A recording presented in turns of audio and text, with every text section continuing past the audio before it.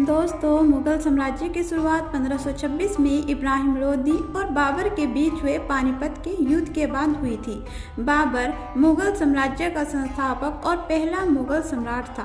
बाबर ने भारत पर 5 बार हमला किया था।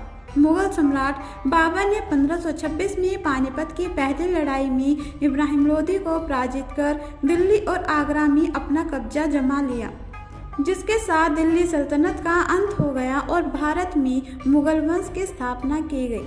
17 मार्च 1527 में मुगल सम्राट बाबर ने खानवा की लड़ाई में मेवाड़ के शक्तिशाली शासक राणा सांगा को पराजित किया। इस युद्ध के बाद बाबर ने गांजी की उपाधि धारण कर ली। बाबर ने अपनी आत्मकथा बाबरनामा की रचना की। बाबर की मृत्यु के बाद उसके बेटे हुमायूं ने मुगल साम्राज्य का शासन संभाला था, जो कि 23 साल की उम्र में मुगल सिंहासन पर बैठा था। हुमायूं और शेरशाह के बीच हुई कन्नौज और चौसा की लड़ाई में शेरशाह ने हुमायूं को पराजित कर दिया था, जिसके बाद हुमायूं भारत छोड़कर चला गया था। करीब 15 साल बाद 1555 में हुमायूं ने सिकंदर को हराकर दिल्ली का राज सिंहासन संभाला। मुगल सम्राट हुमायूं ने ही हफ्ते में 7 दिन 7 अलग अलग रंग के कपड़े पहनने के नियम बनाए थे। मुगल शासक हुमायूं की मृत्यु के बाद उनके बेटे अकबर मुगल सिंहासन की राजगद्दी पर बैठे थे। 14 साल की छोटी सी उम्र में ही अकबर को मुगल साम्राज्य का शासक बनाया गया था। कुछ समय तक अकबर अपने पिता के मंत्री बैरम खां के संरक्षण में रहे थे।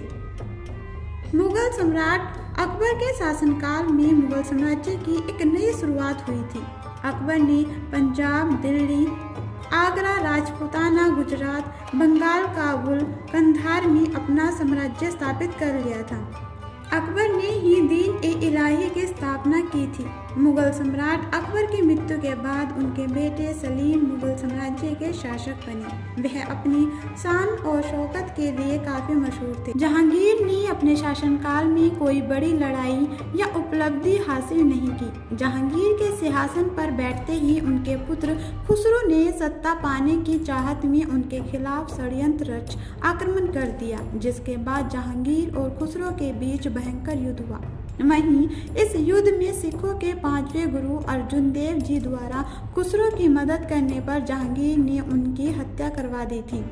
जहांगीर चित्रकला का प्रेमी था, जिसने अपने महल में कई अलग अलग तरह के चित्र इकट्ठे किए थे।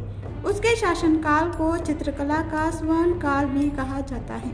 जहांगीर को आगरा में बनी न्याय की जंजीर के लिए भी याद किया जाता है। जहांगीर के उनके बेटे शाहजहां से भी रिश्ते अच्छे नहीं थे। जहांगीर की मौत के बाद शाहजहां उनके उत्तराधिकारी बने। मुगल शासक शाहजहां को दुनिया के 7 अजूबों में से एक ताजमहल के निर्माण के लिए याद किया जाता है। उन्होंने ताजमहल का निर्माण अपनी प्रिय बेगम मुमताज महल की याद में करवाया था। शाहजहां मुगल साम्राज्य के सबसे बड़े लोकप्रिय बादशाह थे, जिन्हें पड़ोसी राज्यों के लोग अपनी विदेशी नीति के लिए भी सर्वश्रेष्ठ मानते थे। शाहजहां को औरंगजेब ने उनके अंतिम दिनों में आगरा किला में बंदी बना लिया था, जिसके बाद 1666 ईस्वी में शाहजहां की मौत हो गई। मुगल सम्राट औरंगजेब अपने पिता शाहजहां को कई सालों तक बंदी बनाने के बाद मुगल सिंहासन की राजगद्दी पर बैठा था। औरंगजेब मुगल वंश का इकलौता ऐसा शासक था जिसने भारत पर साल 1658 ईस्वी से 1707 तक करीब आधी सदी तक अपना कब्जा जमाया था। औरंगजेब एक कट्टर मुस्लिम शासक था, जिसने सिखों के 9वें गुरु तेग बहादुर के इस्लाम नहीं स्वीकार करने पर उनकी हत्या करवा दी थी। औरंगजेब ने अपने शासनकाल के दौरान कई लड़ाइयाँ जीती, लेकिन उसे मराठा साम्राज्य के संस्थापक छत्रपति शिवाजी महाराज से हार का सामना करना पड़ा था।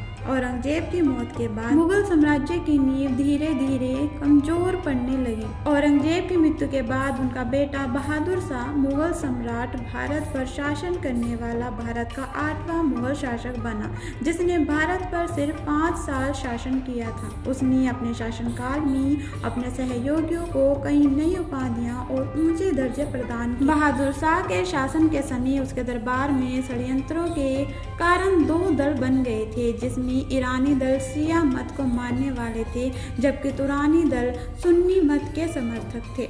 बहादुर शाह ने राजपूतों के साथ संधि की नीति अपनाई थी। इसके साथ ही उसने मराठाओं के साथ शांति स्थापित करने की कोशिश भी की थी, जो मुगल वंश के लिए सबसे बड़ा खतरा थे। इस तरह बहादुर शाह की नीतियां मुगल वंश के पतन का कारण बनी। तो दोस्तों, ये थी मुगल वंश के सभी शासकों की सूची। उम्मीद करती हूँ आपको वीडियो अच्छी लगी होगी। हमारे साथ जुड़े रहने के लिए चैनल को लाइक शेयर सब्सक्राइब करें। तब तक देखते रहिए real history story of Mughals.